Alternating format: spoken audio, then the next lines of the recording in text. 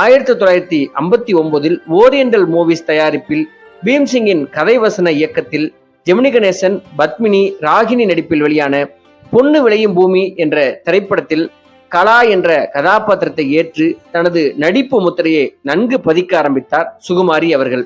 மேற்கண்ட திரைப்படத்தின் மூலம் இயக்குனர் பீம்சிங்குடன் சுகுமாரிக்கு ஏற்பட்ட நட்பானது காதலாக வளர்ந்து திருமணத்தில் முடிந்தது.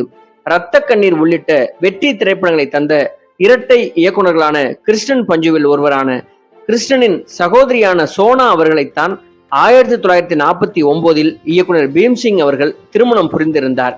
அவர்களுக்கு பிரபல இயக்குனர், எழுத்தாளர் மற்றும் எடிட்டருமான லெனின் என்பவரும் பிரபல ஒளிப்பதிவாளரான கண்ணன் என்பவரும் மகன்கள் ஆவார். இருப்பினும் காதல் எதையும் அறியாது என்பதற்கு இணங்க இயக்குனர் பீம்சிங்கின் இரண்டாவது காதல் மனைவியான சுகுமாரி அவர்கள் இதன் பின்னர் இல்லற வாழ்வில் சிறப்பு